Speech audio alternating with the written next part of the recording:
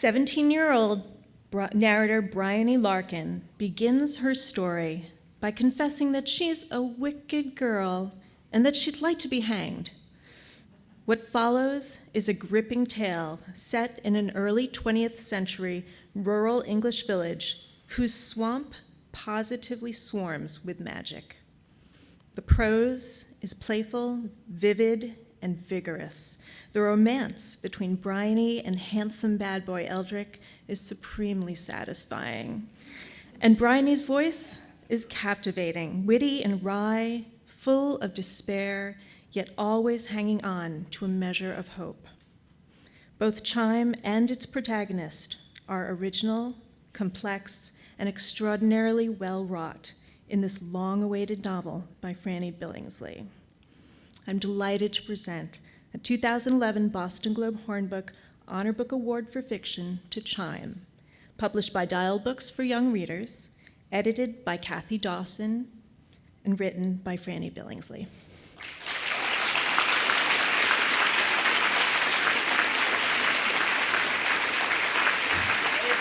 Thank you. This is terrific. Thank you. Hi. I just want to say that I've been keeping track of, or timing, I should say, the acceptance speeches, and there are lots of unused seconds and bits of minutes, and I'm taking them. So, just FYI, okay? So the last time I delivered a Boston Globe Hornbook acceptance speech was 11 years ago. It was also the first time I did so. And I was pretty amazed to be in the company of Walter Dean Myers, who also won an award that year. And when Walter spoke about his book, he said he'd had an open contract with Wendy Lamb for some number of years. And my memory, I think it's 7 years, with which he discharged with 145th Street, which is the book for which he won. 7 years.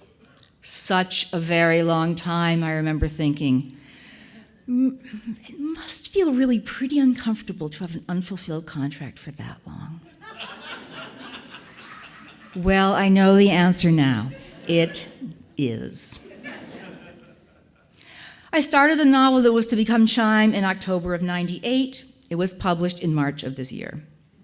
Yes, it was uncomfortable, but it was more than uncomfortable. The word wretched comes to mind, as does the word despair and its BFF, existential. So why did it take me 12 years to write Chime? It seems to me that I learned one important thing about writing with each novel, so now I know 3 things. And here's my learning curve with Chime. When my daughter Miranda was 5, I read her a story called A Fair Exchange. And in it, a baby is stolen away to fairyland, and the mother, through her kindness as well as her determination, gets her baby back from the fairies. And I remember very clearly when I finished, Miranda stood up and she said, "You have got to write a book based on that story." And I said, "Yeah, it's a fantastic story." But I had no sense of what kind of story I would write, and in any event, I was still writing The Folk Keeper, so I put it away to let it simmer.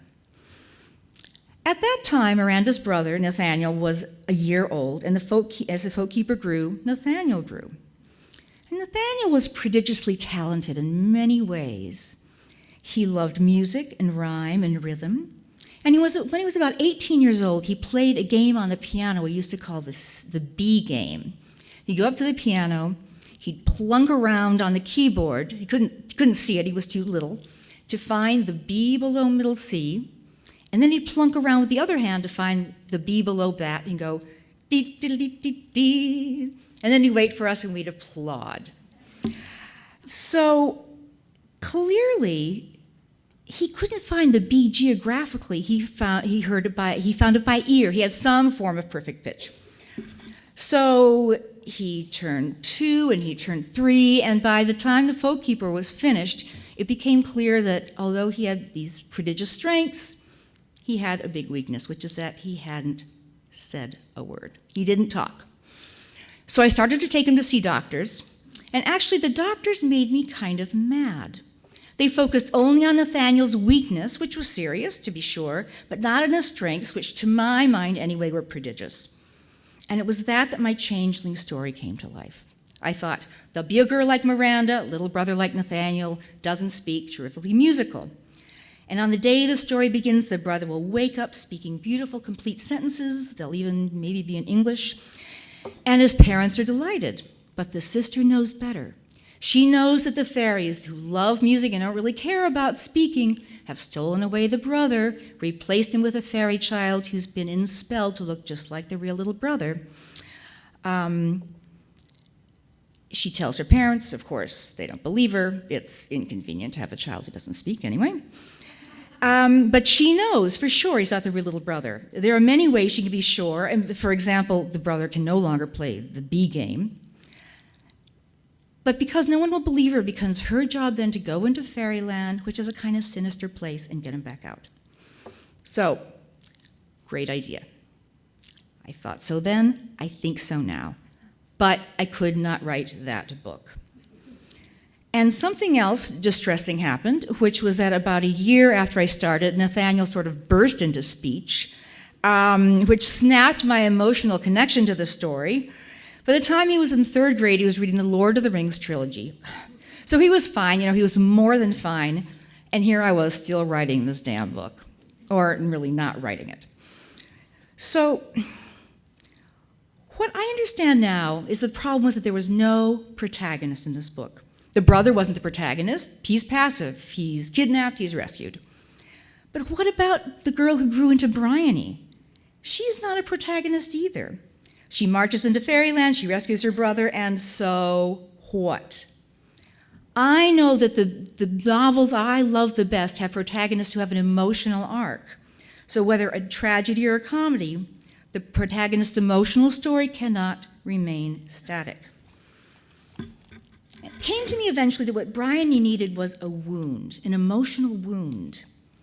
Now think about some of the stories we know best. Heroes often have a wound or maybe a vacuum, you might say. The king and queen would be happy, but they don't have a child. Cinderella, mother dies, evil stepmother. She has a sort of a love vacuum or a mother vacuum. And it was only when I came to understand Bryony's wound that she thought she had injured her sister Rose, that she thought she deliberately caused Rose's disability, that the story came to life. It's fine to want to rescue a sibling because you love her, but it's stronger if that love is overlain by guilt. Now you have an internal conflict as well as an external conflict. Now you have something to write about. 11 years ago, I expressed my enormous appreciation to the Boston Globe Horn Book Committee for recognizing The Folkkeeper. And now, again, I feel that same upwelling of gratitude and joy.